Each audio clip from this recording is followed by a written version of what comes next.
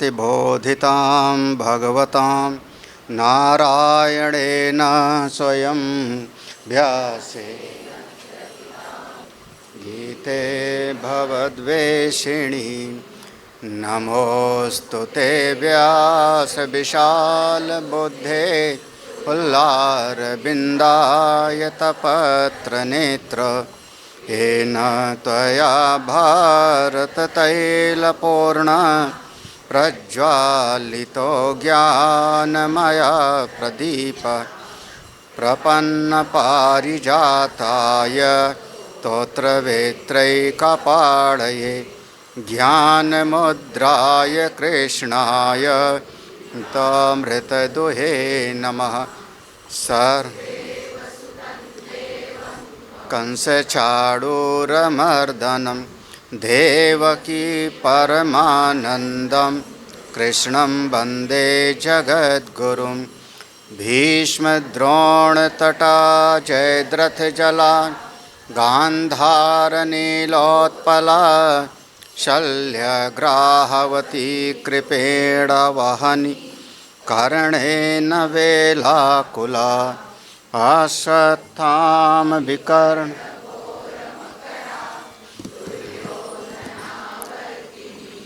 सोत्तीर्णा खलु पाण्डवैरणनदी कैवर्तका केशवः पाराशर्यवच सरोजममलं गीतार्थगन्धोत्कटं नानाख्यानककेशरं हरिकथा सम्बोधनबोधितं लोके सज्जनषट्पदैर्हरः पेपीयमानं मुदा भूयात् भारतपङ्कजं कलिमल प्रदिवंसिनः श्रेयसे मूकं करोति वाचालं पंगुं लंघयते गिरिं यत्कृपातमहं वन्दे परमानन्दमाधवं यं चैव नरोत्तमं देवीं सरस्वतीं व्यासं ततो जयम् उदीरयेत्।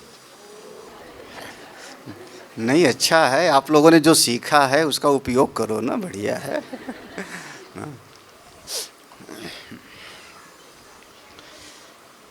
धृतराष्ट्रवाच धर्मक्षेत्रे कुरुक्षेत्रे समवेतायुयुत्सवः मामका पाण्डवाश्चैव किमकुर्वत संजय। भगवान करुणा वरुणाचल स्वयं सच्चिदानंद घन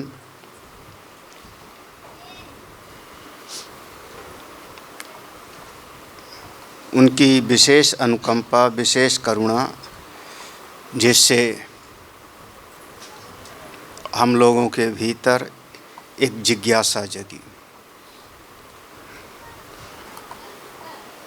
भगवान जगतगुरु शंकराचार्य जी ने एक श्लोक लिखा, विवेक चूड़ामणि ग्रंथ है, कल यश श्री शायद उस पर कुछ बोली थी। दुर्लभम त्रयमेवैतत् दैव अनुग्रह हेतुकम मनुष्यत्वम मुमुक्षुत्वम महापुरुष संश्रया।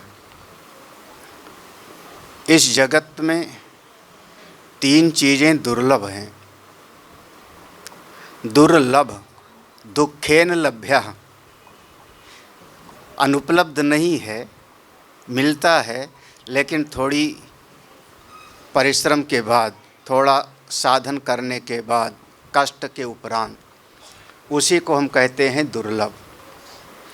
तो तीन चीज़ें दुर्लभ हैं, जिसमें पहला नाम दिया मनुष्यत्व दुर्लभ है। मनुष्य का शरीर पाना दुर्लभ नहीं है। आज तो जनसंख्या इतनी बढ़ती जा रही, सभी सरकार के सामने समस्याएं हैं। हाँ, तो मनुष्य का शरीर पाना दुर्लभ नहीं कहा, मनुष्य के शरीर में मनुष्यत्व की उपलब्धि हो जावे मानवोचित सद्गुण आ जावें, वह दुर्लभ है। अगर भीतर स्वार्थ ही भरा पड़ा है, अगर चित्त में ईर्ष्या और द्वेष ही भरा पड़ा है, तो अभी मानवोचित, जो मानव के लिए उचित है, वैसे सद्गुण नहीं आए। तो मनुष्य के भीतर मनुष्यत्व की प्राप्ति हो, ये दुर्लभ है। हाँ, बिरला होता है कहीं पर, बिरले कहीं पर होते हैं। ज़्यादातर तो समाज बस खाओ पियो कमाओ उसी में रचा पड़ा है, उसको आगे का कुछ सुझाई नहीं पड़ता। फिर दूसरी चीज़ दुर्लभ कहा, भीतर जिज्ञासा जग जावे, मोक्ष की इच्छा हो जावे, वो और भी ज़्यादा दुर्लभ है। और गीता जी का ही शायद श्लोक याद होगा, मनुष्याणाम सहस्रेषु कश्चिद यतति सिद्ध है। आज की बात नहीं है, ये तो भगवान ने द्वापर में कहा था। हजारों मनुष्यों में से कोई एक इस मार्ग पर चलता है। गीता का वचन आप बिल्कुल इसको प्रमाण बुद्धि से स्वीकार करना है, जो लिखा है सो सत्य है। नहीं समझ में आता तो हमारी अभी अक्ल की कमी है, हमको अपने विवेक को जगाना है। हजारों में से कोई एक इस मार्ग पर चलता है। अतिशय कृपा जाहि पर होई, पाँव दे यही मार्ग सोई। हजार में से एक तो कितना प्रतिशत हुआ? परसेंटेज क्या होगा? 1% तो नहीं होगा ना। एक द्वापर युग में भगवान ने कहा था, हजार में से कोई एक इस मार्ग पर चलता है। तो अगर आप मान लो नासिक की जनसंख्या का विचार कर लो, तो कम से कम मेरे अंदाज में 5-10 लाख की जनसंख्या तो होगी, 10 लाख तो होगी। और 10 लाख में से अगर 100 लोग भी इस मार्ग पर चले आए तो हम कहेंगे हमारा जो है कोरम पूरा है। हाँ, भगवान के वचन के अनुसार सब ज्ञानी नहीं हो जाएंगे, कोई बिरला, कोई बिरला। और मैं कह सकता हूँ आप लोग बिरलों में हो। बिल्कुल, अगर आपके भीतर जिज्ञासा सकी, आप यहाँ आके बैठे, तो ये आपके पूर्व के कई जन्मों की पुण्य की पूंजी है।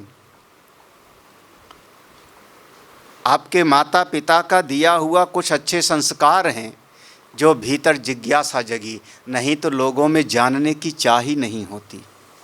बहुत दुर्लभ है मोक्ष की इच्छा होना, आत्मस्वरूप को जानने की जिज्ञासा होना, बहुत दुर्लभ है। अब कई बार ऐसा होता है, हमारे समाज में एक ऐसी परिस्थिति है कि कुछ जिज्ञासु लोग होते हैं और उनको योग्य समझाने वाले नहीं मिल पाते, और कुछ तत्ववेत्ता आचार्य होते हैं, उनको समझने वाले शिष्य ठीक से नहीं मिल पाते। एक उत्तराखंड में नैनीताल के पास में एक बहुत अच्छा स्थान है, वहाँ एक सिद्ध महात्मा रहते थे। कैंची धाम नाम का स्थान उनका, फिर लखनऊ में आश्रम है, वृंदावन में आश्रम है, ऋषिकेश में है, और भी हैं। उनको सिद्ध महात्मा माना जाता था। हाँ, कहते थे कि हनुमान जी की सिद्धि है उनको।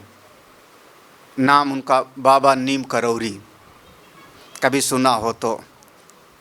हाँ, बाबा नीम करौरी करके उनके आश्रम में हमारा 15-16 साल प्रवचन हुआ है, इसलिए जो है लखनऊ के आश्रम में। तो अब वो सिद्ध महात्मा हैं, चमत्कारी महापुरुष थे, लेकिन परंपरा से कोई उनको शास्त्र का ज्ञान नहीं है। देखो दोनों बातें, सिद्ध महात्मा हैं, हनुमान जी की सिद्धि है, हमारा उसमें कोई विरोध नहीं है, लेकिन प्रक्रिया का बोध नहीं है। और उनके पास कोई एक बहुत जो तर्क वितर्क में कुशल विदेशी लड़का आता है, ढूंढते ढूंढते पहुंच गया, जिसके पास बुद्धि बहुत तेज है, उनके पास 4-6 महीने रहा भी और बाद में वहाँ से चला गया, और साथ में 2-4 और उसके साथी थे, और उस लड़के ने फिर एक कंपनी की स्थापना किया बाहर जा कर के, जो लगभग आप सब लोग उससे जानते हो। कौन सी कंपनी? ओ, जब वो गया था नीम करौरी के पास में, तो उन्होंने, नीम करौरी जी फल खा रहे थे, फल खा रहे थे, ऐसे ये सेब को काटा था मुंह से, और वो आया तो उसको वैसे दे दिया, उन्होंने उसको दे दिया था, और फिर उसने वो खाया, वो बाद में वहाँ से बाहर गया, और फिर उसने उसी को अपना कंपनी का लोगो बनाया। अब तो समझ में आ गया ना? अब समझ में आ गया। हाँ? हाँ। हम ये कह रहे हैं, अब अगर किसी को चमत्कार चाहिए तो वहाँ जाता तो एक अलग बात होती, मुझे यही ना, सिद्धि चाहिए था तो वहाँ जाता। वो महापुरुष हैं, सिद्ध महापुरुष हैं, लेकिन उसके पास पहुँच गए बहुत तर्क वितर्क वाले, बुद्धि में तेज। तो बुद्धि में जो तेज है उसको तो हर चीज़ को विथ लॉजिक चाहिए, वहाँ लॉजिक है ही नहीं। धीरे धीरे ये मार्ग से वो किनारे हो गया। समझिए, समझ में आना चाहिए बात, है ना? और हो सकता है कोई बहुत विद्वान महापुरुष हैं, उनके पास कोई पहुंच गया कि महाराज आप ऐसा हाथ उठाओ और मेरी मनोकामना पूरी हो जावे, चमत्कार कर दो। वो महापुरुष बहुत विद्वान हो तो शायद वो चमत्कार ना करें, तो वहाँ पर संयोग ठीक से है नहीं। हाँ, मैं कह सकता हूँ, अगर वही स्टीव जॉब्स जैसे लोग अगर स्वामी विवेकानंद के पास जाते, तो हमारे पूज्य गुरुदेव के पास जाते, तो देखो, हाँ, या किसी समय में जे कृष्णामूर्ति थे उनके पास जाते, तो हाँ, अब मतलब एक अलग प्रज्ञा का, जिस प्रकार की प्रज्ञा है उसी प्रकार से आचार भी चाहिए। हाँ, जैसे आपके भीतर हमारी बुद्धि का जैसा समझ है उसी प्रकार से आचार मिलेंगे तो ज्ञान ग्रहण होगा। हाँ, अगर जरा सा भी दोनों में हो जाए गड़बड़ तो फिर आप चाहे जितने दिन रहो उनसे वो ज्ञान प्राप्त नहीं होगा। यह जो संयोग होता है, समझिए, ये जो संयोग है कि उचित साधक का, जिसकी जैसी साधना की स्थिति है उसके अनुरूप उसको मार्गदर्शक गुरु मिल जावे, यह ईश्वर की बहुत बड़ी कृपा से होता है। हाँ, इसको कहा महापुरुष संश्रय। ये 3 चीज़ें, मनुष्य के शरीर में मनुष्यता की प्राप्ति पहली दुर्लभ है, भीतर मोक्ष की इच्छा होना, आत्मा को जानने की चाह होना, ये दूसरी चीज़ दुर्लभ है, और तीसरे हमारी भावना के अनुरूप हमको संत आचार्य मार्गदर्शक मिल जावें, ये बहुत अतिशय दुर्लभ है। जब कभी भगवान किसी पर करुणा करते हैं तो यही मिलाते हैं। अभी हम कल सुनेंगे इस बात को, अगर ध्यान रहा तो। भगवान कहते हैं स्वयं, तेषां सतत युक्तानां भजतां प्रीतिपूर्वकं ददामि बुद्धि योगम तम। योग माने जुड़ना, ददामि। अगर कोई ऐसा साधक है जो मेरा भजन करता है, सतत भजन करता है, प्रेम से भजन करता है, तो उसको मैं ज्ञान योग देता हूँ। ज्ञान योग देता हूँ, ज्ञान योग देता हूँ यानी किसी महापुरुष के साथ उसको जोड़ देता हूँ। येन माम उपयान्ति ते, जिससे उस परमात्मा को प्राप्त कर लेता है। तो आप लोग ईश्वर की कृपा से अनुग्रहित हो, अपने हृदय में शांति रखो, अपने हृदय में एक अतिशय करुणा रखो, भगवान के प्रति एक थैंक्स का भाव, हे प्रभु आपने मेरे लिए बहुत कुछ किया है। भगवान की कृपा आप सबको मिल रही है। ना जाने कितने बार जीवन में प्रतिकूल से प्रतिकूल परिस्थितियां आईं, फिर भी प्रभु आपको कहीं ना कहीं रास्ता मिला देते हैं, उबर जाते हो। हाँ, भगवान की कृपा बिल्कुल बिल्कुल मिलती है। हाँ, और आप सबको वो प्राप्त है। हाँ, हृदय में श्रद्धा का भाव बहुत प्रबल रखो। हाँ, श्रद्धावान लभते क्या। हाँ, श्रद्धा प्रबल होनी चाहिए। किस पर? शास्त्र पर, संत पर और भगवान पर। ये श्रद्धा के हमारे 3 ही केंद्र होते हैं। हमारा शास्त्र पर श्रद्धा तो देखो कितनी प्रबल होती है हमारे सिख परंपरा में। हाँ, कभी आप गुरुद्वारे में जाओ, उनके जो गुरु भगवान है वह ग्रंथ हैं। हाँ, और 10वीं पातशाही उनके यहाँ मानी जाती है। पहले थे नानक देव जी और 10 गुरु हुए, जिसमें 10वीं पातशाही को कहते हैं गुरु गोविंद सिंह। वो 10वें थे। गुरु गोविंद सिंह ने एक शब्द कहा, हुकुम भयो अकाल को तभी चलायो पंथ, सब सिखन को हुकुम है गुरु मानियो ग्रंथ। हाँ, और उसके बाद वो जो गुरु गद्दी की परंपरा थी वो समाप्त हो गई और फिर वो गुरु ग्रंथ साहिब को ही उन्होंने अपना गुरु मान लिया। वो जगाते हैं उनको सवेरे, सायं के समय सुलाते हैं गुरु ग्रंथ साहिब को। ऐसे सबको मिलेगा नहीं। एक पन्ना भी अगर किसी ने उसका पाँव के नीचे पड़ गया, गर्दन काट देते हैं। हमारे गुरु साहिब का अपमान कर दिया। अभी अभी घटना हुई थी, आपने न्यूज़ में सुना होगा, तो पंजाब में। हाँ, तो कितनी श्रद्धा होती है शास्त्र के प्रति, हमको वहाँ से सीखने को मिलता है। हाँ, बहुत बार आप गुरुद्वारा जाओ तो देखो संपन्न हैं। मैं बिल्कुल चूँकि जानता हूँ, घुमा हूँ, जितनी उनकी श्रद्धा है ना, उसी हिसाब से भगवान की कृपा है। आपको कहीं पंजाबी भीख मांगता हुआ नहीं मिलेगा, चाहे मंदिर के सामने जाओ चाहे कहीं जाओ। मेहनत कश हैं। उनके खेत में अनाज पैदा होता है, पहली ट्राली जाएगी गुरुद्वारा। हाँ, एक हिस्सा पहले गुरुद्वारा में भेजेंगे महाराज।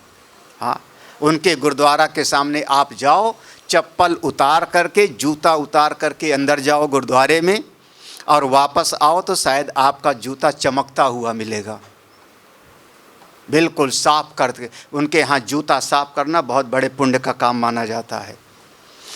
हमारे हिंदू लोगों के यहाँ सत्संग में जाओ आओ तो भी जूता साफ, यानी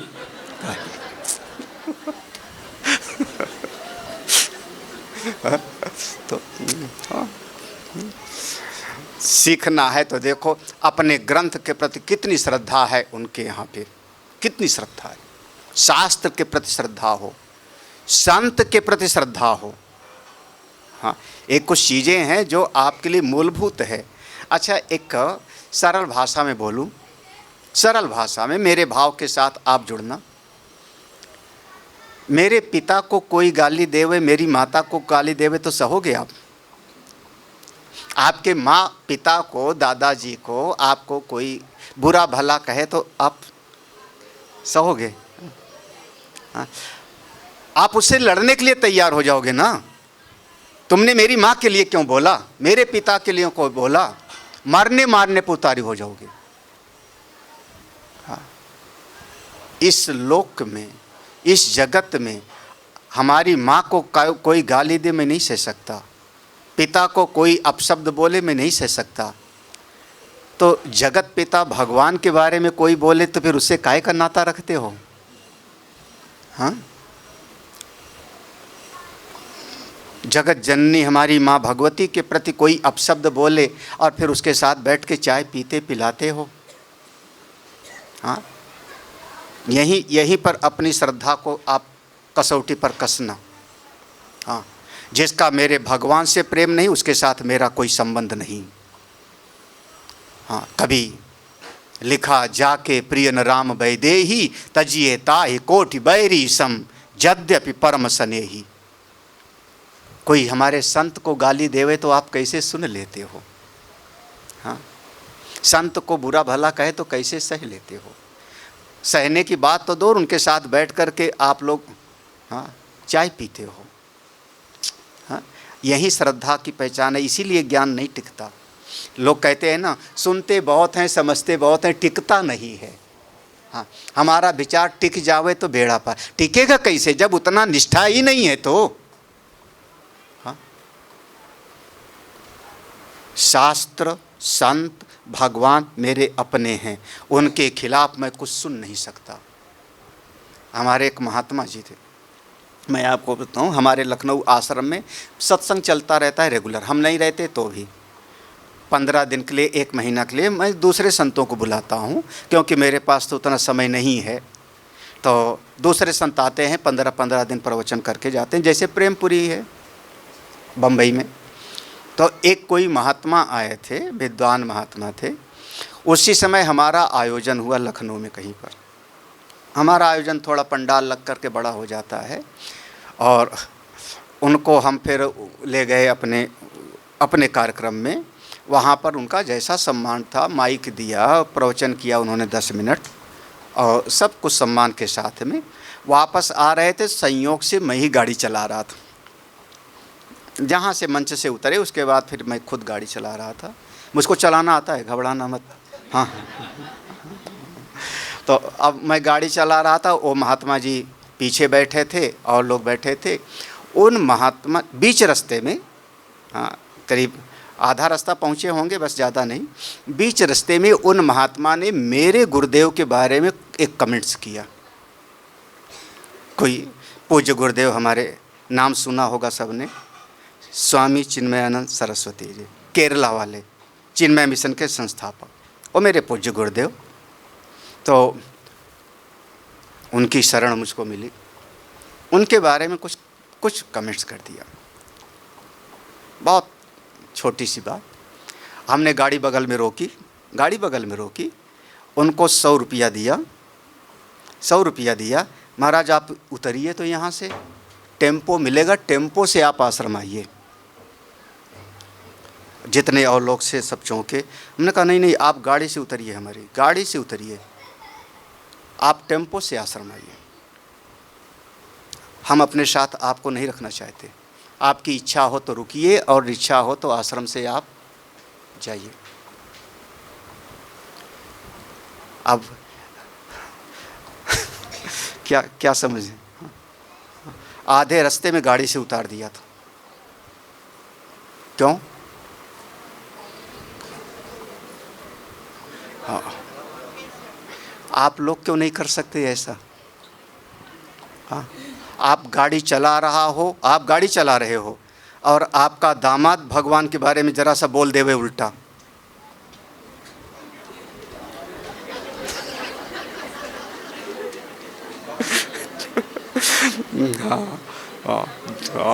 जो जहाँ पर हृदय का बहुत कोर वाली चीज़ है वो बता रहा हूँ है ना? क्या करोगे आप?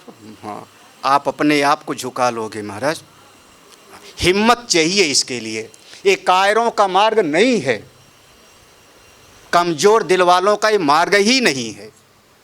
हाँ, तब यमराज जी कहते हैं, क्षुरस्य धारा निष्ठा दुरत्या दुर्गम पथस्तद कबयो बदंती। ये मार्ग तलवार की धार पर चलने वालों के लिए है।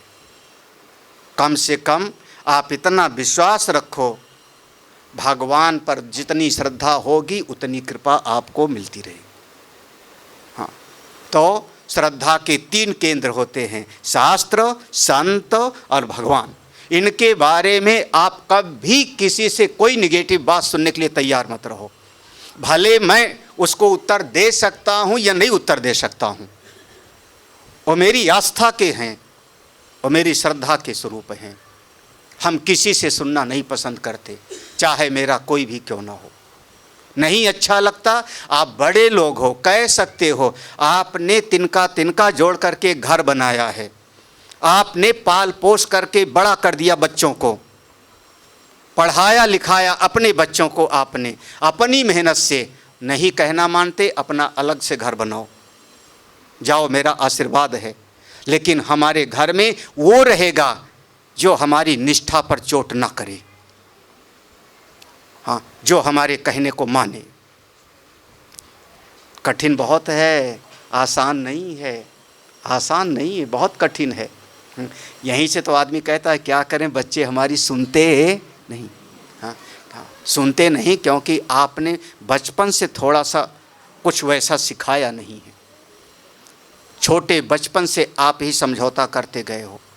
हाँ, जब छोटा बच्चा था, उसको गोदी चढ़ना है तो रोया उसने, आपने उसको उठा लिया। हाँ, वो नहीं खाना है, मुँह फुला के इधर जाता है, आप उसको कटोरी लेके पीछे पीछे दौड़े। हाँ, ये वाला कपड़ा नहीं खरीदना है, वो वाला खरीदना है, समझौता आपने कर लिया। ये वाला जूता नहीं खरीदना है, वो वाला जूता खरीदना है, उसकी जिद के सामने झुके आप, उसके जिद के सामने। बच्चे ने कहा ये सब्जी नहीं खानी है, हमको वही खानी है, झुका कौन? आप झुके। तो बचपन से तो आपको झुका ही रहा है ना। और जब 25 साल का हो जाएगा तो कहेगा हमको यही लड़की से शादी करनी है, तब यही लड़के से। हाँ, जब आप 25 साल तक झुके हो तो अभी भी झुको, और उसके बाद वो 40 साल का हो जाएगा तब भी कहेगा मम्मी आप समझती नहीं हो, पापा आपको पता नहीं दुनिया कहाँ से कहाँ पहुँच गई, आप ये रामायण और गीता में बैठे हो। हाँ, तो जी, हम जैसे भी हैं, कम से कम अपने भीतर एक अभिमान नहीं है, इसको अभिमान नहीं कहते हम, अपने स्वाभिमान को बचाए रखो। आप दादा दादी हो, आप माता पिता हो, आपने अपने बच्चों के लिए किया है, अपना श्रम लगाया है, अपना समय लगाया है, अपनी बुद्धि को लगाया है, आप उनके द्वारा अनुग्रहित नहीं हो। और भगवान ना करे किसी को अपने बच्चों के आगे हाथ फैलाना पड़े। हाँ, प्रभु ऐसी कृपा करें कि आप उनको कुछ दे के जाओ, हमको नहीं चाहिए किसी से कुछ हो, तो हमारा कहना मानो। हाँ, अगर इतनी निष्ठा होती है तब जीव आगे बढ़ता है। काश, हाँ, अब ये मत कहना मैंने नारद मुनि वाला काम किया हो।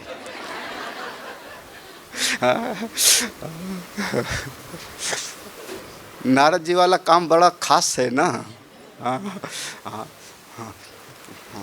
वैसे नर कहते हैं मनुष्य को, नर माने मनुष्य, नार कहते हैं जल को, नार माने जल, जल में जो रहते हैं वो नारायण,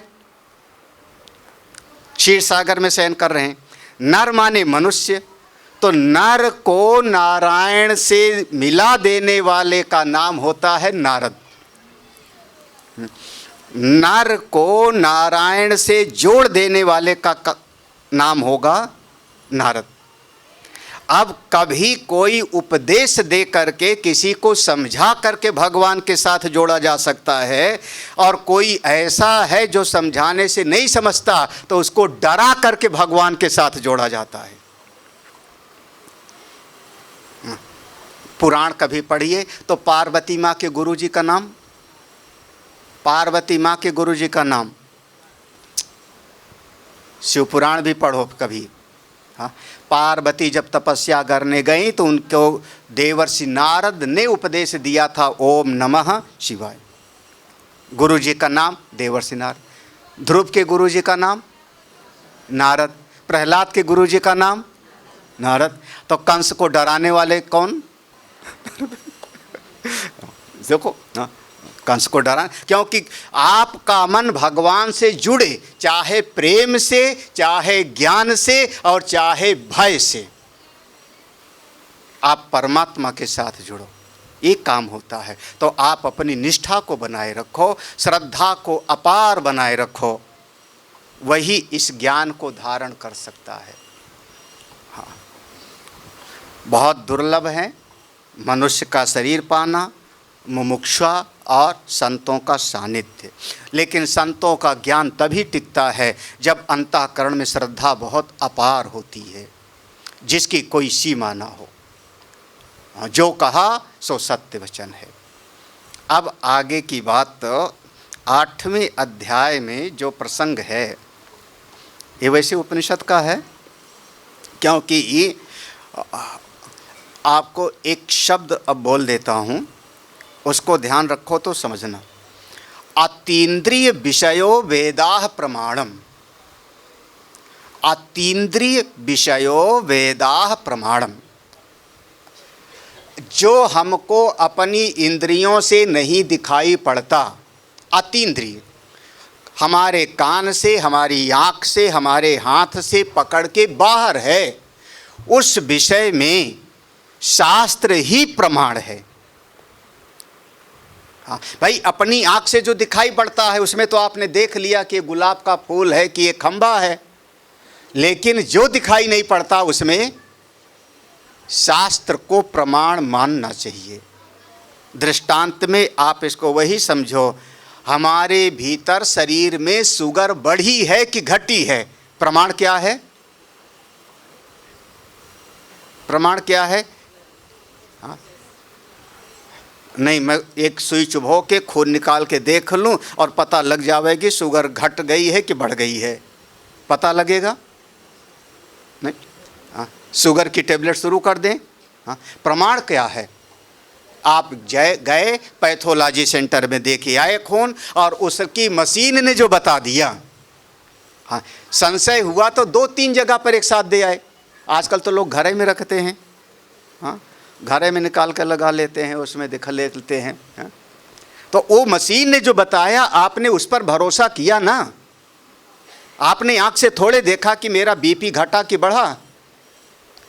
जब इस जगत में, लौकिक जगत में, भौतिक जगत में बहुत सारी चीज़ें आपको अपनी इंद्रियों से नहीं दिखाई पड़ती, फिर भी उसको आप स्वीकार करते हो, तो अपने उस आत्मज्ञान के लिए आप इंद्रिय पर भरोसा मत रखो।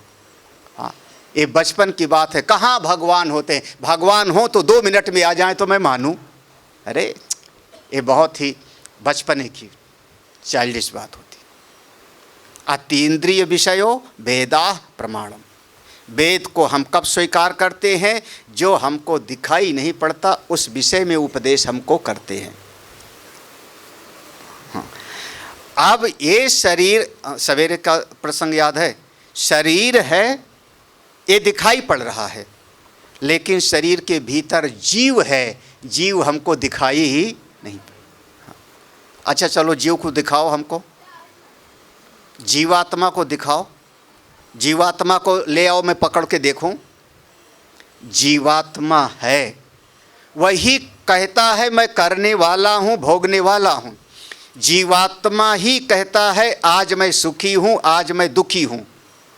शरीर में दर्द होता है, दुख नहीं। शरीर कोई चीज़ को खाता है, उससे शरीर को पुष्टि मिलती है, स्वाद मिलता है, सुख नहीं। दोनों में फर्क करना सीखना। दर्द में और दुख में फर्क है, दोनों को एक ही श्रेणी में मत रखना। तो शरीर में दर्द होता है, दुख कहता है जीव मैं दुखी हूँ। शरीर को आपने भोजन कराया तो शरीर पुष्ट हुआ, शरीर को स्वाद मिला, लेकिन सुखी कौन हुआ? जीव। सुखी दुखी होने वाला, करने और भोगने वाला और आने और जाने वाला, उसी का नाम है जीव। अब ये शरीर छोड़ करके जब जीव यहाँ से निकलता है, कैसे जाता है? कैसे जाता है? क्यों जाता है? कहाँ जाता है? और जहाँ जाता है कब तक रहता है? ये सारे विचार के विषय हैं जिनमें हमारा वेद प्रमाण है। इस विषय को असीम श्रद्धा से वेद के वचन को स्वीकार करना चाहिए। वेद में जो कहा है वो परम सत्य है। हाँ, वेद के अनुसार ही भगवान ने इस विषय को श्रीमद् भगवद गीता जी के 8वें अध्याय में रखा। इसीलिए नाम पड़ा अक्षर ब्रह्म योग। नाम है, देखो ब्रह्म शब्द लगाया यहाँ पे, अक्षर ब्रह्म योग, है ना। तो आज थोड़ा कठिन वाला हो गया ना।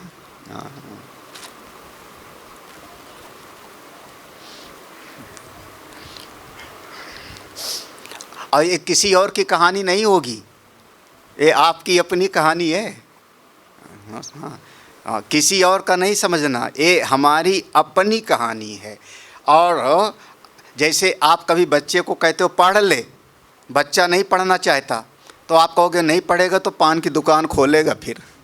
हाँ, यही ना, नहीं पढ़ेगा तो भविष्य कौन बता रहा है? माँ बाप बता रहे हैं ना कि नहीं पढ़ेगा तो हल जोतेगा, तो उनको भविष्य दिखाई पड़ रहा है। तो हम भी कह रहे हैं कि अगर ये नहीं समझोगे तो आपका आवागमन बना रहेगा, समझोगे तो शायद बेड़ा पार हो जावे। जो जीव है, जीवात्मा, ये अपने वासना और संस्कार के अनुसार यहाँ से निकलता है। ये सवेरे शायद हमने इस बात को कहा था, याद होगा ना सवेरे। जैसी इसकी प्रज्ञा, वासना, संस्कार होती है। हाँ, अब देखो, हम कभी जब एयरपोर्ट पर जाते हैं तो पूरी बाज़ार लगी होती है, पूरी बाज़ार लगी होती है।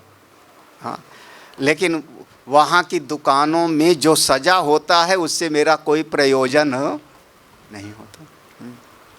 और कई देशों में तो ऐसा है जहाँ इंटरनेशनल एयर, अभी यहाँ का भी बना दिया इन लोगों ने, दिल्ली में भी ऐसे बना दिया, आपकी मुंबई में इंटरनेशनल वाले से जब बाहर निकलो तो सामने आपको उसी रास्ते से गुजरना पड़ेगा जिस रास्ते पर बढ़िया बढ़िया बोतलें सजी हैं। हाँ, आप और रास्ता दाएं बाएं करके नहीं आ सकते हो, कई इंटरनेशनल एयरपोर्ट पर ऐसे बन। हाँ, आपको एग्जिट उसी पॉइंट से दिया है जिधर दोनों तरफ दुकानें सजी हैं। अब हमारे किस काम का? हाँ, पूरी बाजार लगी है। हाँ, हम किस में जाते हैं ज़्यादातर? जहाँ पर पेन बिक रहा होगा। देखो, अब हमारी अपनी वासना है, जहाँ पेन बिक रहा है उसमें चले गए, जहाँ पर कोई ऐसी चीज़ दवाइयों का है शायद उसमें चले गए, जहाँ पर कोई किताबें आदि के बुक स्टॉल हैं हम उस। हाँ, दूसरा आदमी कहाँ जाएगा? हाँ, आप लोग कहाँ जाओगे?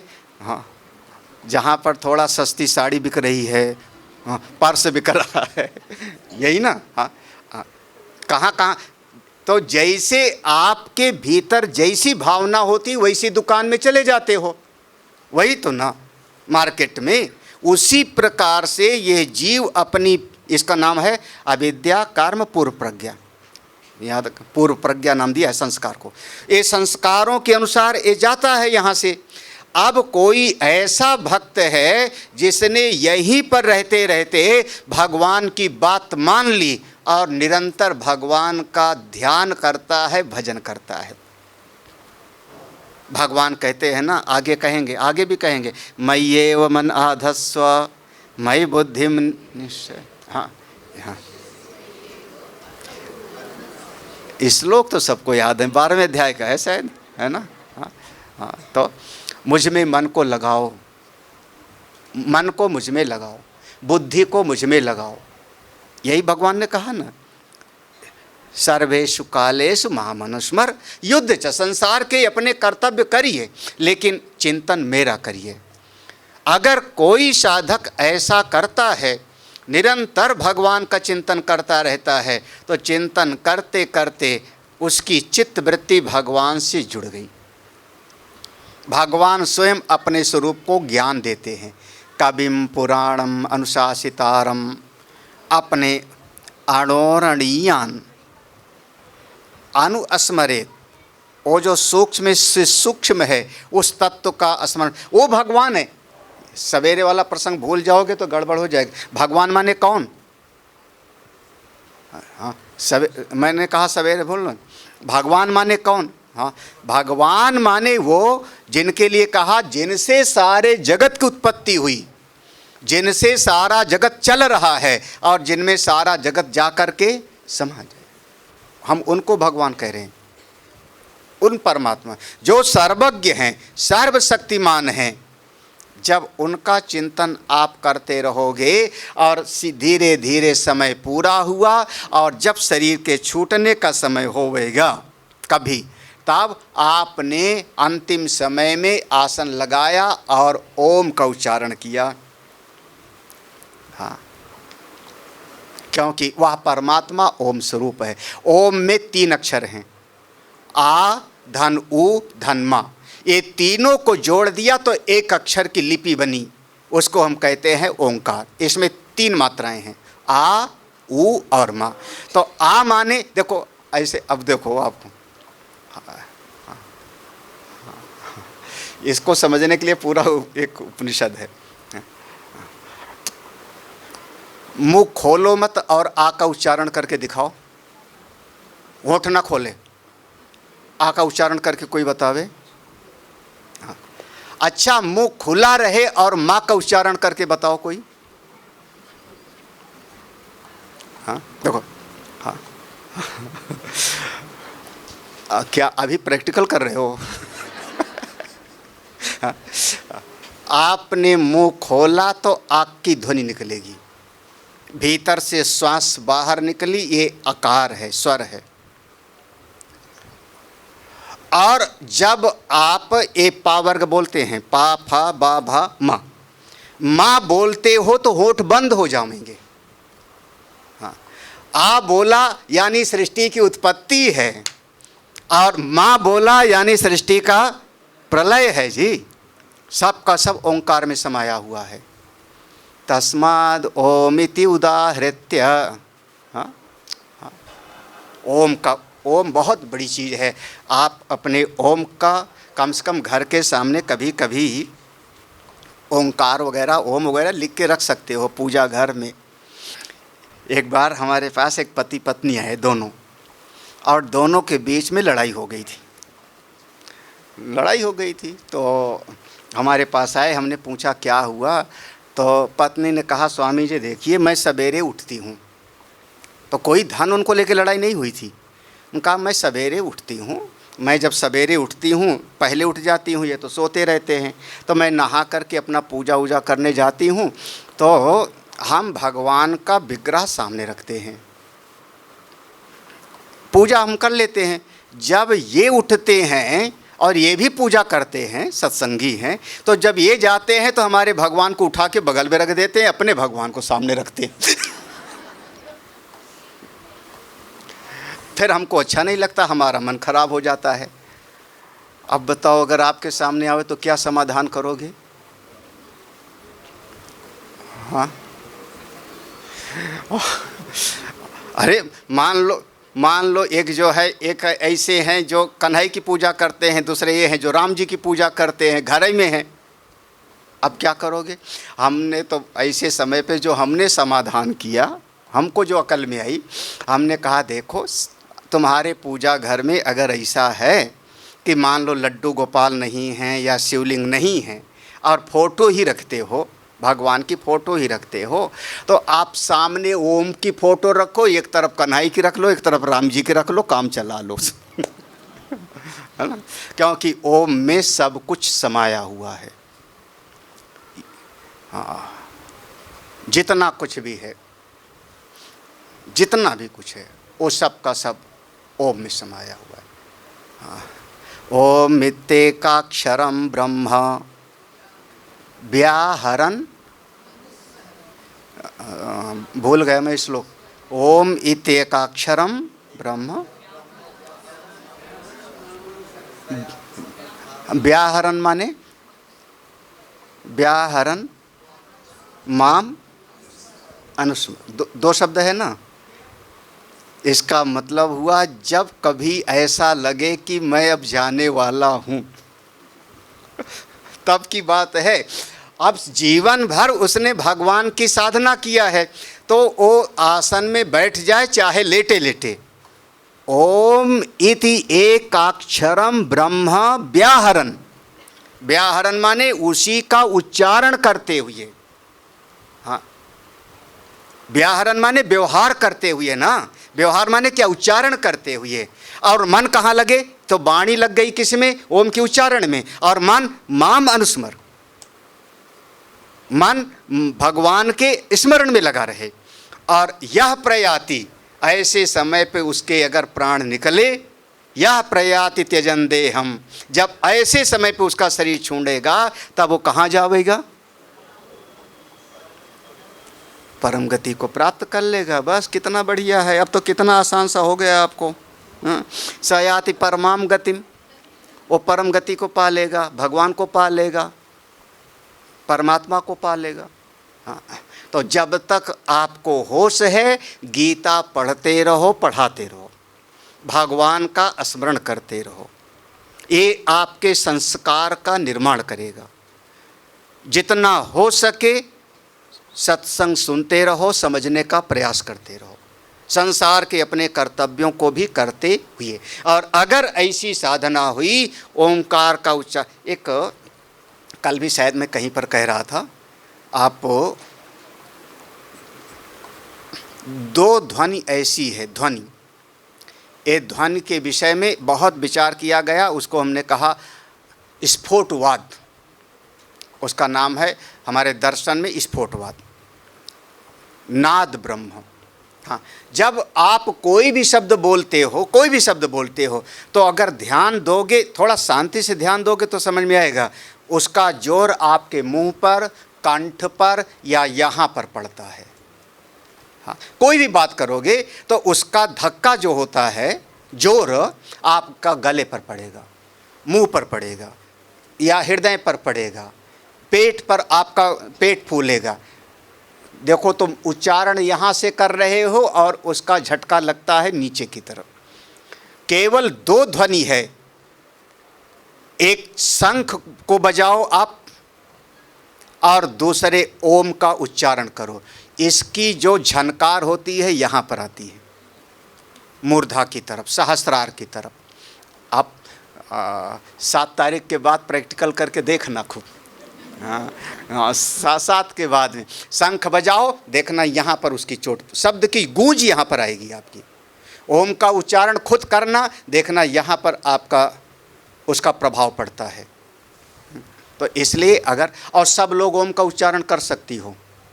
हाँ, समाज में कई बार ऐसा भ्रम फैलाते हैं कि स्त्रियों को शिवलिंग नहीं छूना चाहिए, ओम का उच्चारण नहीं करना चाहिए, अमुक अमुक ऐसा। हाँ हाँ, मैं सबके लिए छूट देता हूँ, सब कर सकते हो, सब कर सकते हो, थोड़ा विवेक शक्ति जगी रहे बस। अभी शिवपुराण की कथा मैं सुना रहा था, तो किसी ने कहा स्वामी जी, स्त्रियों को शिवलिंग की पूजा करनी चाहिए कि नहीं?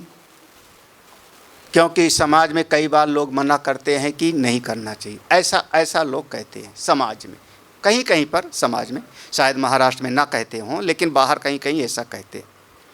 हमने कहा करना चाहिए। क्यों? हमने कहा दो मैं दृष्टांत देता हूँ, एक तो पुराण का और एक व्यवहारिक जगत का।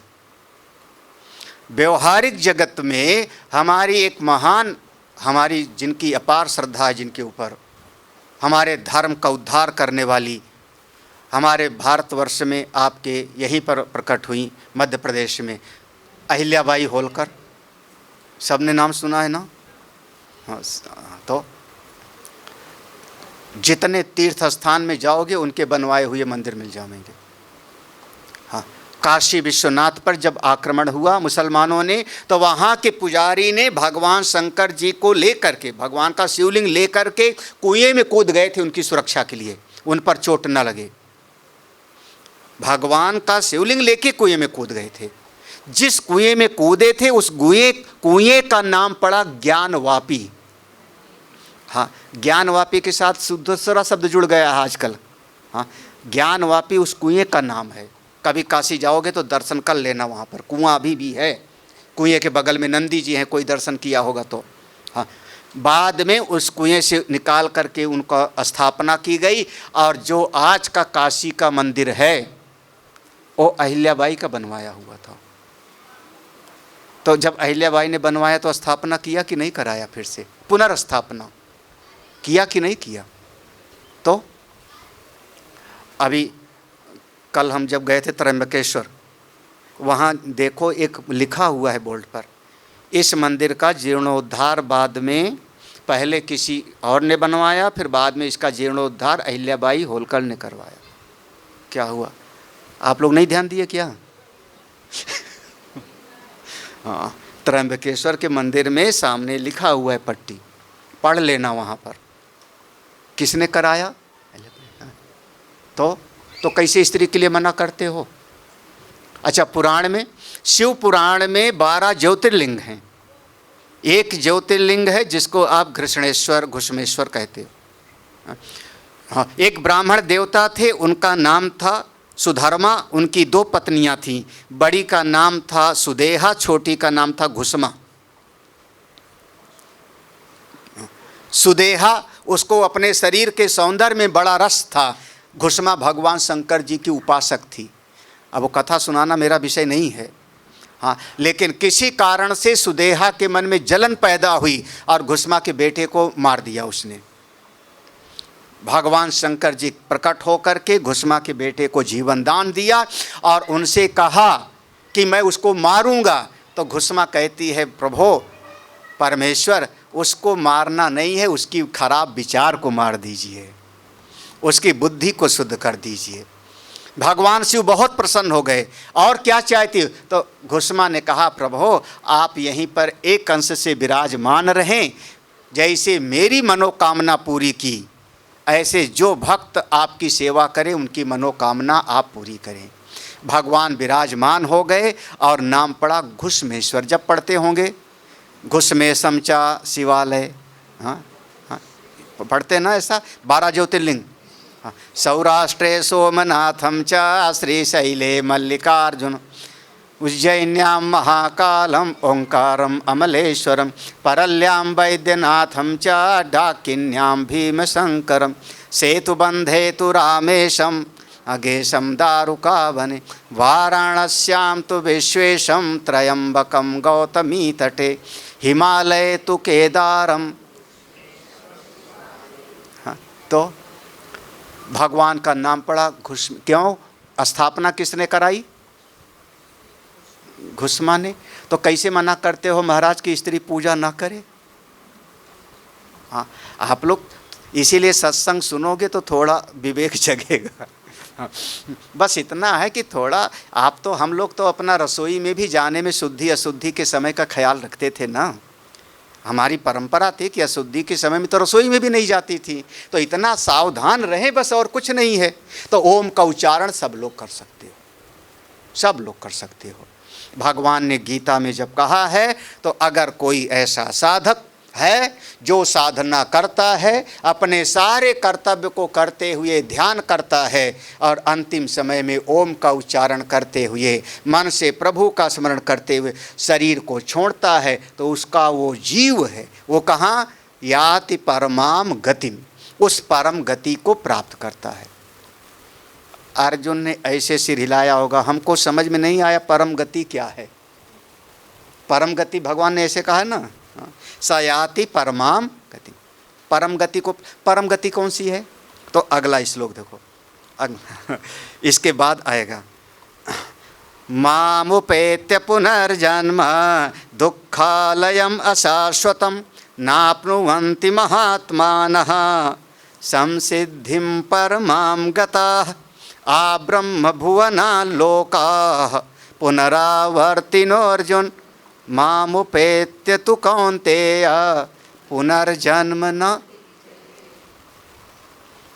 अभी 2 श्लोक पर 15वें श्लोक के नीचे की पंक्ति, हाँ, माँ देखो, पहले ऊपर की पंक्ति, माम उपेत्य, जो जीव मुझको प्राप्त कर लेगा, माम उपेत्य मुझको प्राप्त कर लेगा, वह जीव पुनर्जन्म ना, उसका दोबारा जन्म नहीं। कहाँ पर? दुःखालयम अशाश्वतम। ये भगवान ने ये दुनिया का एक नाम दिया, बहुत बढ़िया नाम। हाँ, आलय कहते हैं घर को, आलय माने घर।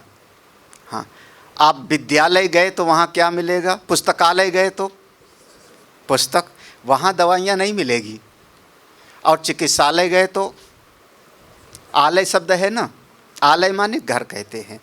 हाँ, आप पुस्तकालय गए, चिकित्सालय गए, विद्यालय गए, तो जहाँ पर जो नाम है वही मिलेगा आपको।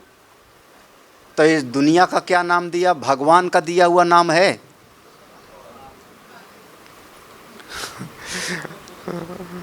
कहीं चोट तो नहीं लग रही है? भगवान ने इस जगत का एक नाम दिया, दुखालय।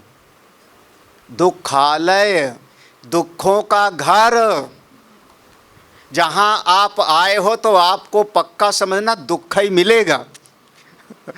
सुख की एक पतली सी छाया मिलती है, सुख की एक धारा मिलती है, परिश्रम ज़्यादा और सुख जरा सा।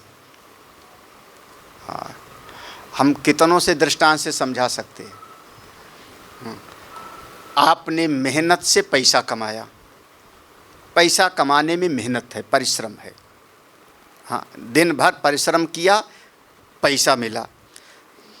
उस पैसे को लेकर के आप बाजार गए, आधा घंटा लगा। आप सामान खरीद के लाए, चावल, दाल, सब्जी इत्यादि, उसमें समय लगा। घर पर आधे घंटे से कोई उसका तैयार कर रहा था। हमने पूछा क्या बना रहे हो? भोजन बनाने जा रहे हैं।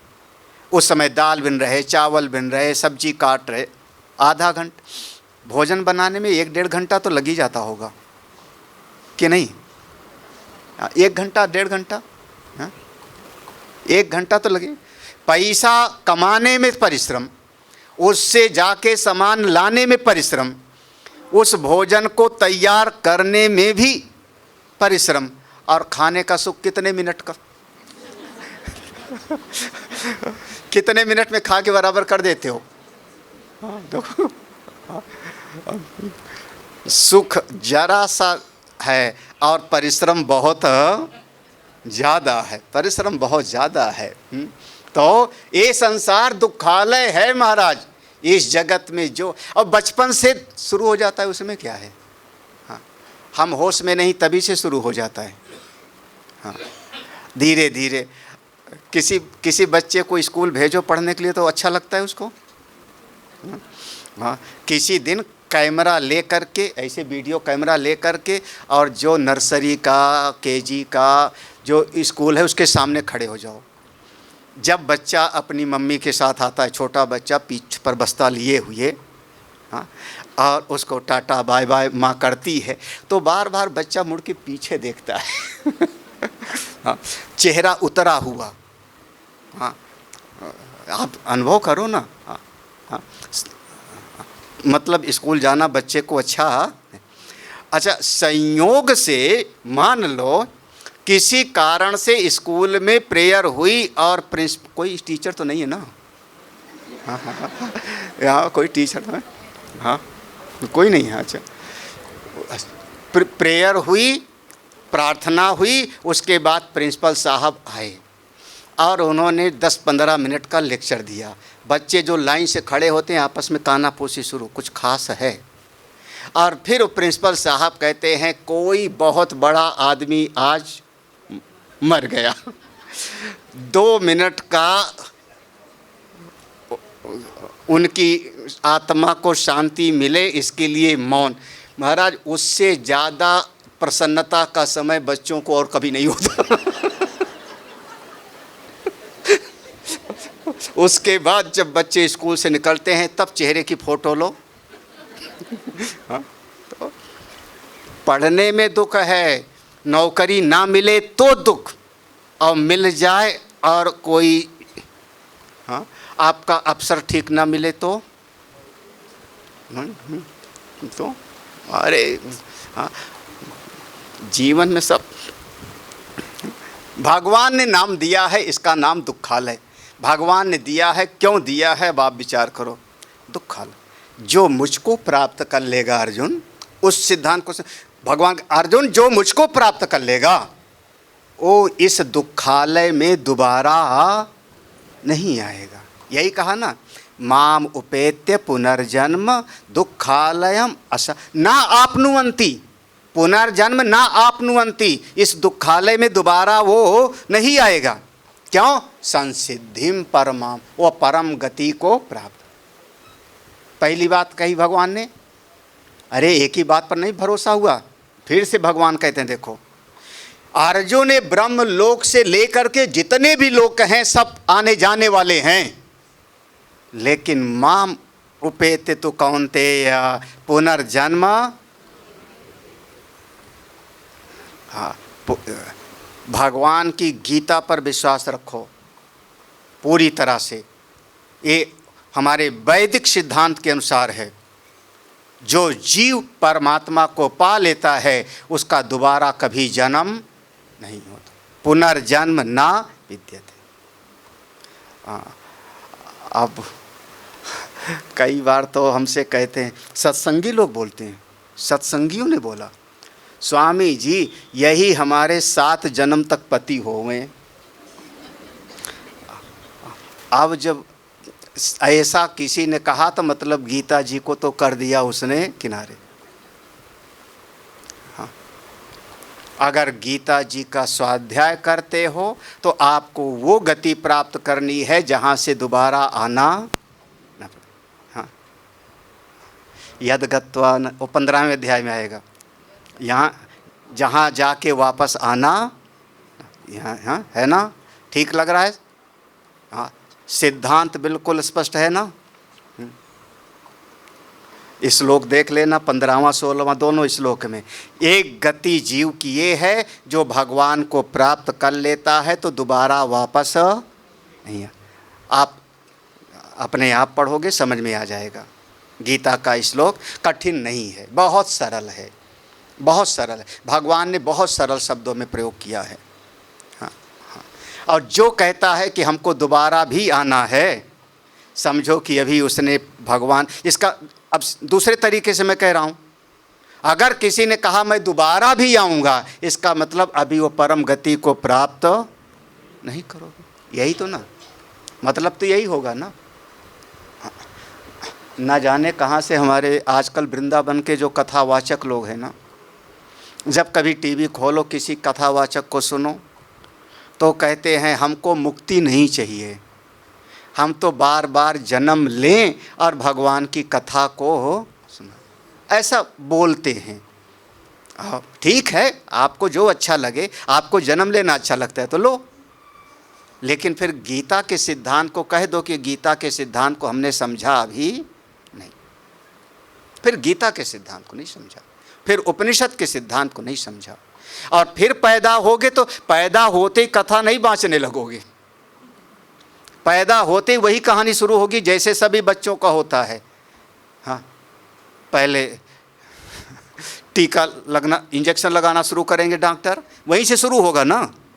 नाल काटेंगे, आप रोओगे, नहीं आप पैदा होते रोओगे और नहीं रोओगे तो नर्स डॉक्टर घूंसा मारेंगे। हाँ, यहाँ से कहानी शुरू होगी। हाँ, यहाँ से कहानी शुरू होगी। हाँ, बाद में फिर 4-6 साल के हो जाओगे, 10 साल के हो जाओगे, तब कहीं भी कथा सुनाओगे ना, वो भी संयोग मिलेगा तब। तो क्यों जन्म लेना चाहते? हाँ, हमको तो नहीं आना। हाँ, ये महाराज एक हमारे भगत लखनऊ में बीके सिंह, उन्होंने कहा गुरु जी हम आपके शिष्य हैं, आपको मैं अपना गुरु। हमने कहा हाँ ठीक है। बोले हमारी बहुत निष्ठा है आप पर। उन्होंने कहा, तो उनका मैं अपने मन को देखता हूँ तो शायद अभी हम इस जन्म में मुक्ति नहीं पाएंगे, तो अभी हमको एक जन्म और लेना पड़ेगा। हमने कहा फिर? उनका अगले जन्म में अगर मैं आऊँगा तो हमको उपदेश करने के लिए फिर आपको आना पड़ेगा ना।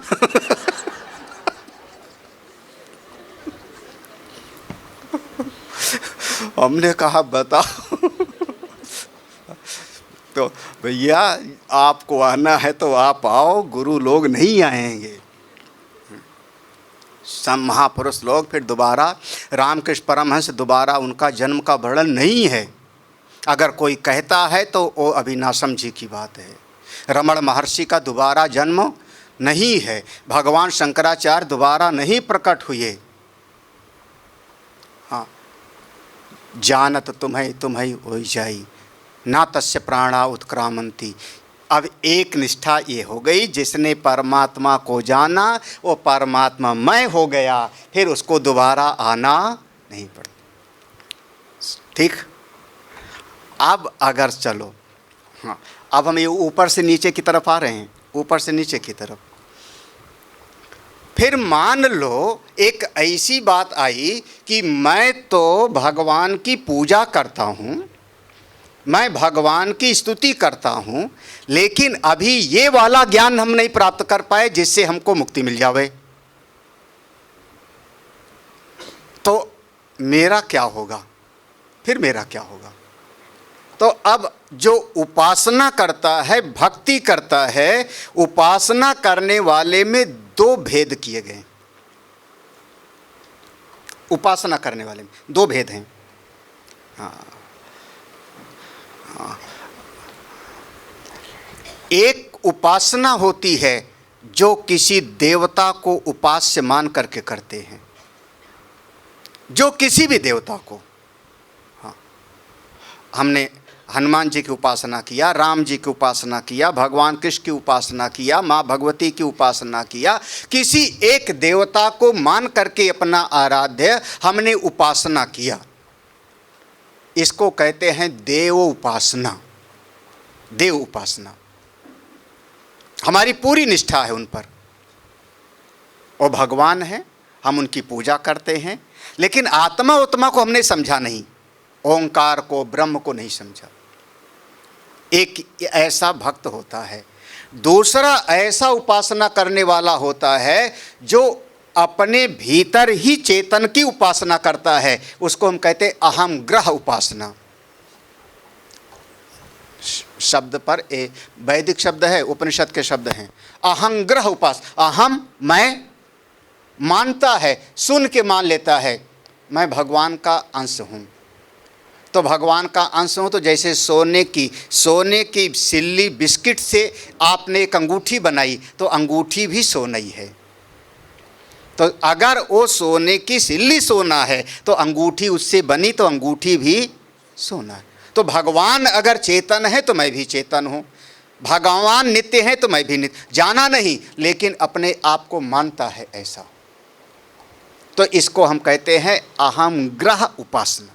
उपासना के दो भेद होते हैं, उपासना के दो भेद हैं, देव उपासना और अपने अहम में ही भगवत भाव से उपासना करना। कई बार आप लोग इसको व्यवहार में देखोगे, जब पूजा करने जाते हैं ना तो एक शब्द है, देहो देवालयो प्रोक्ता देही देहो निरंजना। देवता भाव ला करके देवता की उपासना करो, देवता बन करके देवता की उपासना करो।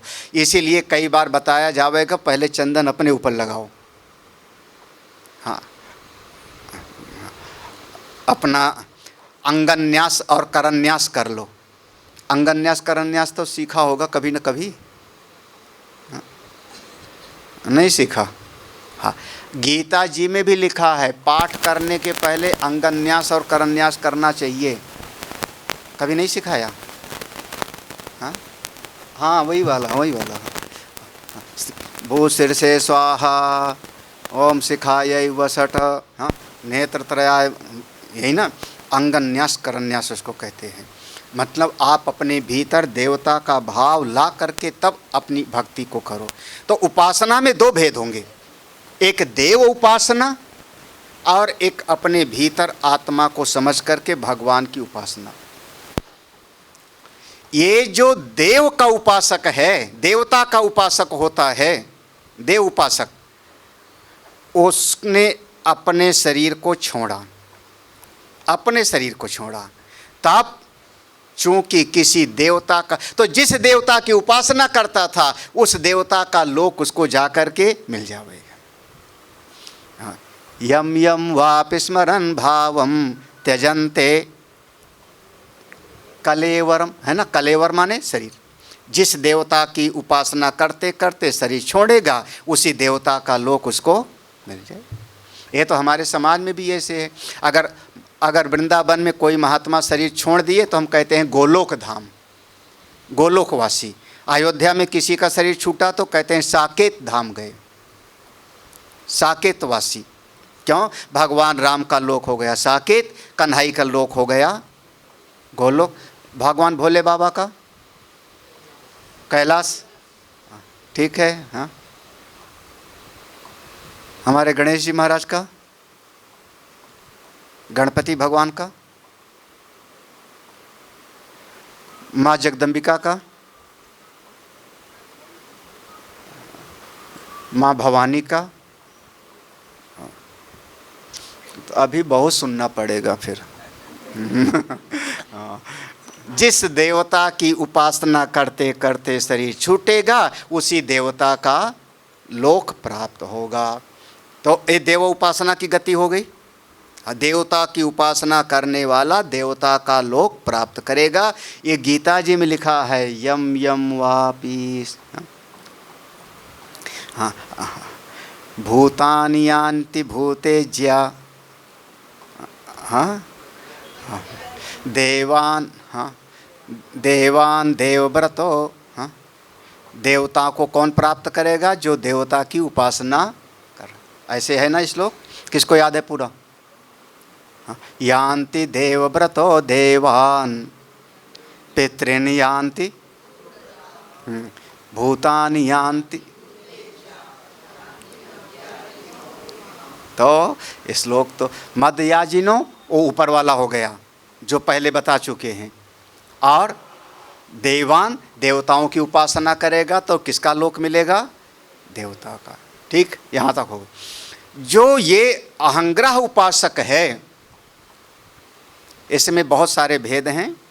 यहाँ इतना समझिए कि अहंग्रह उपासक है, अगर शरीर छूटा तो उसको उत्तरायण की गति मिलती है, जिसको आप कहते हो अर्ची मार्ग, शुक्ल मार्ग, उत्तरायण की गति प्राप्त होती है इसको। तो कैसे जाता है उत्तरायण की गति में? उत्तरायण की गति में कैसे जाएगा? सबसे पहले जब इसने शरीर छोड़ा तो इसको प्रकाश के अभिमानी देवता ने इसको ग्रहण किया। याद करिए, जैसे जब आप कहीं पर जाते हो और कोई आपको रास्ता बताने वाला मिल जाए तो बहुत आसानी से यात्रा हो जाएगी ना। और नहीं रास्ता बताने वाला मिलेगा तो आपको 4 जगह पूछना पड़ेगा। यही। और कोई अगर मान लो आपको खास व्यक्ति मिल गया तो कहेगा इधर से आइए, इधर से आइए। ऐसे ही ये जो जीव उपासक था जब शरीर छोड़ा तो इसको पहले प्रकाश के अभिमानी देवता ने लिया।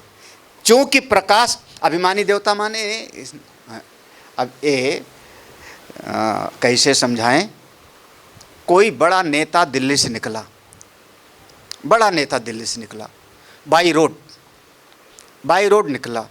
महाराज पूरे जिस सड़क पर जा रहा है उस पूरे सड़क पर जितने थाने होते हैं सबको सूचना ब्रॉडकास्ट हो जाती है। हाँ, जहाँ से ये प्रोटोकॉल है उनका। जहाँ से निकला वो अपनी गाड़ी में निकला, लेकिन वहाँ के थाने के लोग उसके चारों तरफ से आगे पीछे एस्कॉर्ट करते हुए आएंगे। अगले थाने वाले लोग जो होंगे वो अपनी सीमा में इंतज़ार करते रहते हैं पहले से। हाँ, कोई है तो नहीं ऐसा? हाँ हाँ, वो इंतज़ार करते रहते हैं। और जैसे उस सीमा को पार किया, वहाँ पर पहुँचा, उस थाने के लोगों ने लिया और वो पीछे वाले थाने वाले वापस। हाँ, और क्रम से ऐसे जो है यहाँ के लोगों ने उनको हैंड ओवर कर दिया महाराज। आजकल के बड़े मंत्री वगैरह की ऐसी गति होती है। हाँ हाँ, ऐसे ये जीव जब यहाँ से जाता है ना, ये प्रोटोकॉल है। तो लिया किसने? पहले प्रकाश के अभिमानी देवता ने लिया, फिर प्रकाश के अभिमानी देवता ने दिया किसको? दिन के अभिमानी देवता को दिया।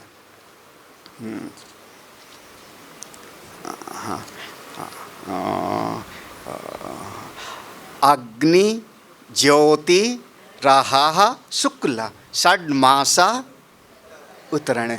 हाँ, अब इस श्लोक दिख जाएगा ना। तत्र प्रयात्या गच्छन्ति ब्रह्म ब्रह्म विदो।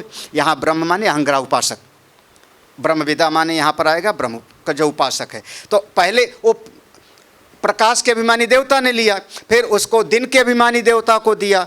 दिन का अभिमानी देवता ले जा कर के उस जीव को फिर कहाँ ले गया? शुक्ल पक्ष के अभिमानी देवता को दिया। शुक्ल पक्ष का इसको कहते हैं अभिमानी देवता, वो थोड़ा समझना पड़ेगा, बाद में समझना। तो दिन शुक्ल पक्ष के अभिमानी देवता ने ले जा कर के और 6 महीने के उत्तरायण के अभिमानी देवता को दिया, और 6 महीने के अभिमानी देवता ले जा के संवत्सर के अभिमानी देवता को देते हैं। वहाँ से उसको इस प्रक्रिया से जाते जाते वो ब्रह्मलोक तक पहुँचता है, क्योंकि जैसी साधना था वैसे। ब्रह्मलोक जब पहुँचा ब्रह्मा जी के लोक में, अब वहाँ ब्रह्मा जी ज्ञानी हैं। वो ब्रह्मा के लोक में बहुत सारे लोग हैं, कोई एक दो नहीं, बहुत सारे लोग हैं। तो वहाँ ब्रह्मा जी उसको ब्रह्म का ज्ञान देते हैं। वो ब्रह्मा जी भी ऐसे बैठ के प्रवचन सुनाते हैं। हाँ, लेकिन वहाँ पर भी जीव पहुँच करके कोई न कोई सुख में इतना, क्योंकि वहाँ दुख है नहीं, वहाँ इतना सुख है कि भूल गया, तो ब्रह्मा जी का प्रवचन वहाँ भी नहीं सुनता हो। हाँ, जिसने सुन लिया, जिसने वहाँ सत्संग से ज्ञान ग्रहण कर लिया, वो वहाँ से फिर मुक्त हो जाएगा, वापस नहीं आवेगा। इसको कहते हैं क्रम मुक्ति। हाँ, शायद शब्द कभी सुना हो। क्रम से गया, ब्रह्मा जी ने ज्ञान दिया और ज्ञान दे के उसको मुक्त कर दिया। लेकिन जिसने वहाँ पर सुना नहीं, ब्रह्मलोक में भी जा कर के उसने सत्संग से मन नहीं लगाया, तो जब तक पुण्य रहा वहाँ रहा, और उसके बाद फिर से वापस आया। तो भगवान का आ ब्रह्म भुवना लोकान पुनरावर्तिनो, ब्रह्मलोक तक आने और जाने वाला लोक है। ब्रह्मलोक से भी जीव वापस आ जाता है। तो एक गति हो गई किसकी? उत्तरायण की। 2 गति का वर्णन हो गया। एक तो गया और बस पुनर्जन्म ना विद्यते, भगवान को पा लिया, समाप्त। दूसरा उपासना करता था, वो गया ब्रह्मलोक में ज्ञान प्राप्त किया तो मुक्त, नहीं ज्ञान प्राप्त किया तो वापस आएगा। और इसी उपासना में एक था जो देवता की उपासना करता था, और उसको अपने देवता का लोक मिला और वहाँ से वापस आता है।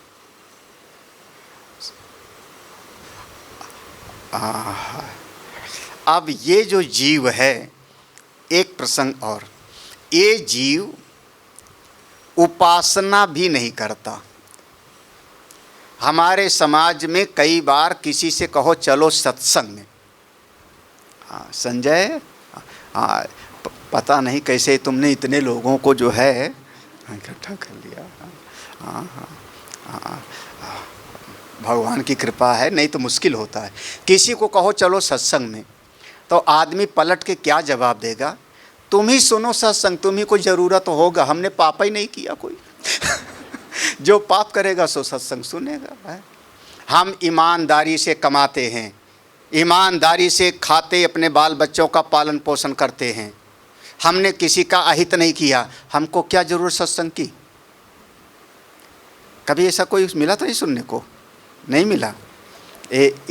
हाँ मिला है ना। हाँ, वैसे ये अगर नहीं मिला तो बहुत बड़ी कृपा है, लेकिन हमको तो सुनने को मिलता है। तो अब ऐसे लोगों को आप कहिए कर्मनिष्ठ। पहले मैंने कहा था उपासना, उपासना करने वाले में 2 भेद था, यहीं पर प्रसंग में हमने दिखा दिया ना। एक वो थे यम यम वापी, जो जिसकी देवता की उपासना करते हैं वो लोग प्राप्त करते हैं। दूसरा था ब्रह्मलोक तक गया और वहाँ से वापस। अब दूसरा कहो कर्मनिष्ठ, कर्म करने में मन उनका लगा हुआ, भक्ति उक्ति नहीं करना है, भजन वजन करने की जरूरत नहीं, कर्मनिष्ठ। इनके भी 2 भेद करो। हाँ, अब कर्मनिष्ठ में भी 2 विभाग करो।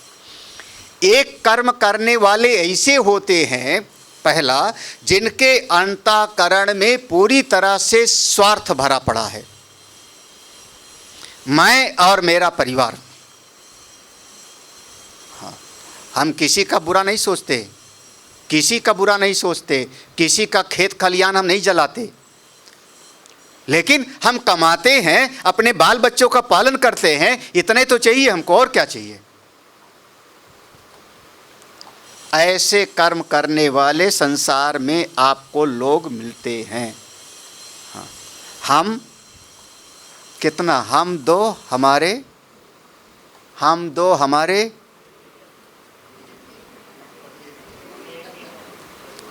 ये हमारे हिंदुओं की विडंबना है।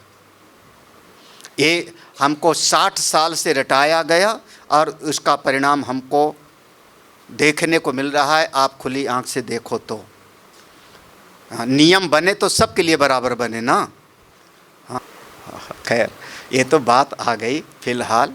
हाँ, हम दो हमारे कितना, बस मैं और मेरा परिवार।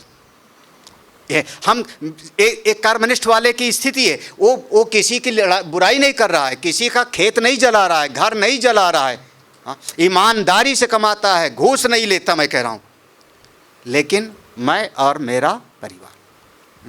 अब धीरे धीरे परिवार भी कम होता गया। हाँ, एक प्यार की भाषा समझो। पुराने समय में किसी से पूछते थे क्या कर रहे हो, तो आदमी कहता था नौकरी कर रहे हैं। नौकरी ये अवधी भाषा का शब्द है, सर्विस कर रहे हैं। पूछा नौकरी क्यों, बोले परिवार में 9 लोग रहते हैं तो 9 के लिए करना पड़ता है हमको। एक आदमी कमाता था, घर में 9 लोगों का जीवन चलता था। शायद आप लोगों के किसी ज़माने में रहा हो, एक आदमी कमाता था। धीरे धीरे समय बदला और समय के साथ में फिर अब वो नौकरी किनारे हो गई। क्या कर रहे हो, क्या कर रहे हो, बोले बस नहीं करेंगे तो परिवार कैसे चलेगा, अपना कैसे चलेगा। पहली तारीख आई, बोले हाँ। तनख्वाह मिला, बोले मिल गई। तनख्वाह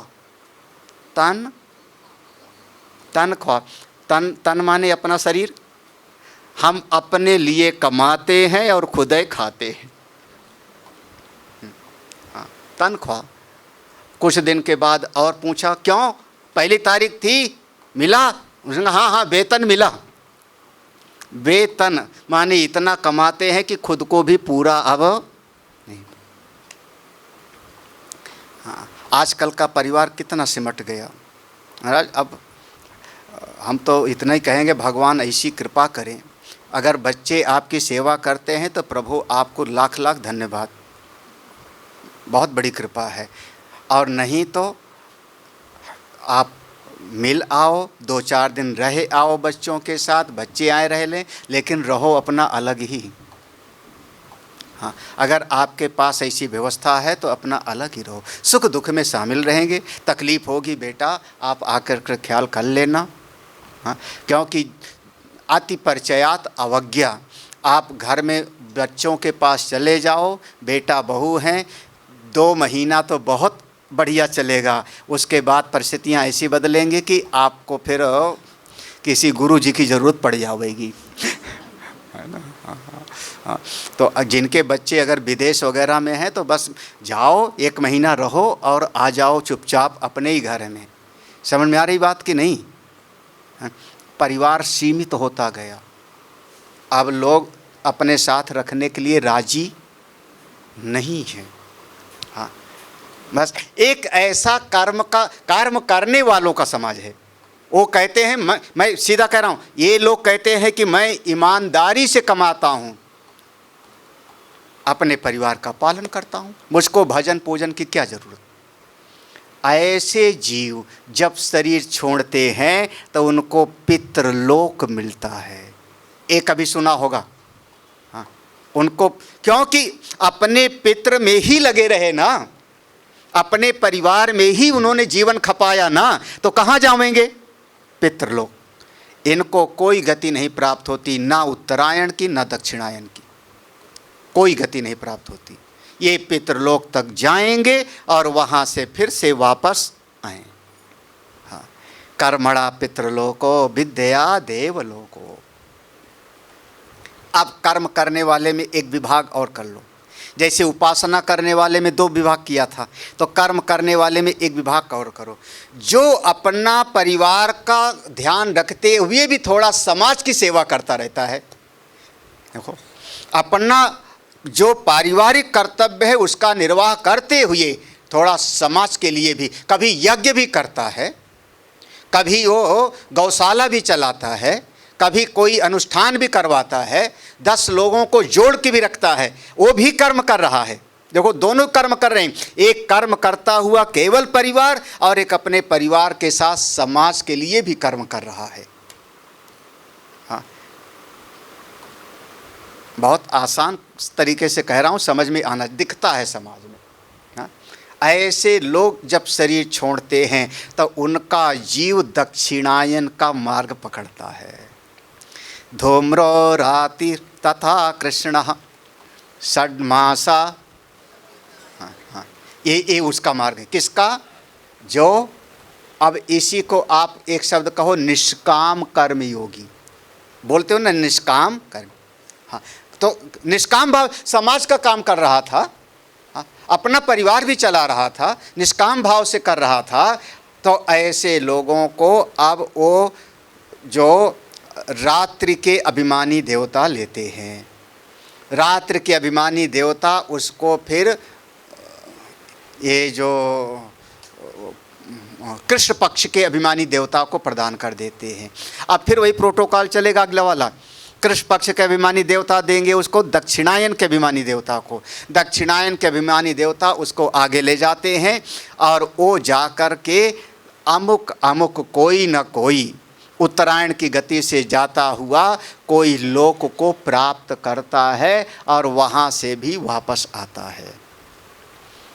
अब ये कितनी गति हो गई? आपको कौन सा पसंद है इसमें से? कौन सा पसंद है? हाँ, ये ऊपर से नीचे की तरफ आ रहे हैं ना। सबसे पहले ऊपर वाला बता दिया कि जो परमात्मा को पा लिया उसका पुनर्जन्म न, याद है ना, वो परमात्मा को जानने वाला वही पा लिया। फिर नीचे उपासना करने वाला आया। उपासना में 2 भेद थे, एक देवता की उपासना करने वाला और एक अपने भीतर आत्मा की उपासना करने वाला। ऐसे 2 भेद किए थे। जो आत्मा की उपासना करने वाला था उसको उत्तरायण का लोक मिला, गति मिली, उत्तरायण की गति से जाएगा ब्रह्मलोक और वहाँ से ज्ञान पा लिया तो बेड़ा पार, और नहीं तो फिर से वापस आएगा। कर्म करने वाले में 2 विभाग हो गया। जो केवल अपना परिवार मैं ऐसा कर्म करता रहा उसको पितृलोक, और जो थोड़ा निष्काम भाव से भी करता रहा, सबकी भलाई के लिए करता रहा अपने परिवार के साथ, उसकी गति दक्षिणायन की होती है। हम ज़्यादातर क्या सुने थे, ज़्यादातर समाज में, कि जो पापी होगा दक्षिणायन से जाएगा, पुण्यात्मा उत्तरायण से जाएगा। ऐसे मान्यता थी ना, ऐसे सुना था ना। हाँ, जो पापी है अपराधी है वो दक्षिणायन से, और जो पुण्यात्मा होगा वो जाएगा। अब अगर उतना ही सुना हो आप कम से कम गीता समझ करके इसको अपने घर पे बैठ करके मनन करना, थोड़ा सब बिल्कुल अलग अलग विचार करना। अब आया पापी वाले की बात। हाँ, अथ यदेह हत्ते कापोय आचरणा अभ्यासो यत्ते कापोय योनिम आपद्येरन स्वायोनिम सूकर योनिम। हाँ, ये उपनिषद का मंत्र है। अब हम उस पर अभी तक उसकी बात नहीं। अब ऐसा कोई जीव है जिसको जब तक 2-4 को मारे काटे ना तब तक शांति नहीं। दूसरे का छीन लो, चोरी करो, जुआ खेलो, शराब पियो, मारो काटो, यानी पाप वृत्ति वाला है, पापमय जिसका स्वभाव है। हाँ, अब ऐसा अगर कोई जीव है, ऐसा कोई जीव है, तो अब उसने कभी सत्संग नहीं सुना, कभी उसने साधना भजन नहीं किया, समाज के कल्याण के लिए भी कुछ नहीं, बस केवल घोर सेल्फिश। हाँ, चाहे कैसे भी हमको प्राप्त हो। नाम ले लूं दुर्योधन जैसे, है ना भाई, महाभारत में किसका नाम लेंगे? दुर्योधन जैसे, शकुनी जैसे, ऐसे अगर नाम ले लो तो। रामायण में नाम लें किसका? रावण तो बहुत ज़्यादा ही हो गया ना। रावण की सेना में भी तो बहुत सारे लोग थे, खरदूषण भी तो था। हाँ हाँ, त्रिशिरा, मारीच, सुबाहु, ये सब भी तो थे। तो अगर ऐसा कोई पाप कर्म करने वाला प्राणी है और शरीर छोड़ा, तो उसको कोई ना गति मिलती है ना लोक परलोक। उसके लिए वेद में लिखा जायस्व मृयस्व, ये वेद का शब्द है, जायस्व मृयस्व। यही मरा और यही तत्काल अपनी उसकी वासना के अनुरूप कोई शरीर मिल गया। देर नहीं लगती उसको अगला शरीर पाने में देर नहीं लगता। ना जाने कितने जीव हैं जिनकी जीवन की आयु 10 दिन है, 15 दिन है। हाँ, कुत्ते की आयु, जैसे मनुष्य की आयु लगभग 100 वर्ष मानी गई ना, 100 वर्ष लगभग मानी गई। हाँ, घोड़े की आयु अलग है, कुत्ते की आयु अलग है, खरगोश की आयु अलग है, चूहा बिल्ली की आयु अलग है। मच्छर कितने दिन जिंदा रहता होगा? यहाँ मच्छर तो नहीं है ना? हाँ, मच्छर होते हैं। हाँ, कितने दिन की उनकी आयु है? कोई बायो वाला नहीं है क्या? जीव वाला, विज्ञानी वाला। हाँ, हाँ, हाँ। मच्छर की आयु 7 दिन के लगभग मानी जाती है। 7 दिन में उनका लार्वा पैदा हुआ, पैदा हो गए, बड़े हो गए, बाल बच्चे भी उनके हो जाते होंगे, मर भी गए खून पी के। हाँ, हाँ।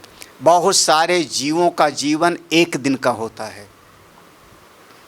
और सबसे ज़्यादा जीवाणु या कह लो जो भी है, जर्म्स हमारे मुंह के अंदर होते हैं।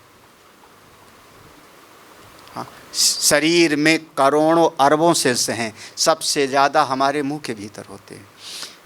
और जितनी तेज़ी से आप मुंह बोलते बंद करते हैं, उतने में कितने पैदा हुए, कितने मर गए। वो भी जिंदा होते हैं, वो भी जिंदा होते हैं।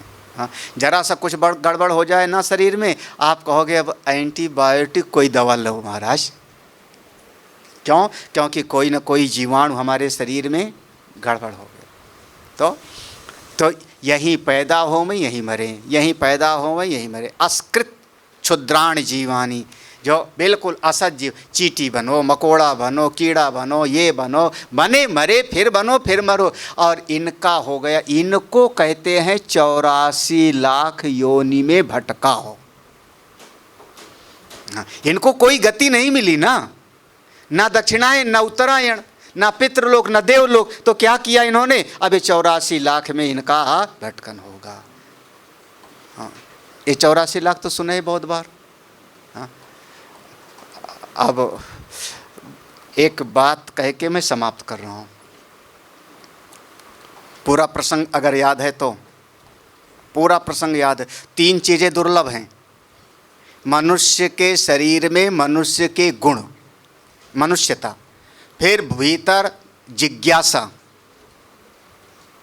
मोक्ष की इच्छा होना, और तीसरा था संतों का सानिध्य।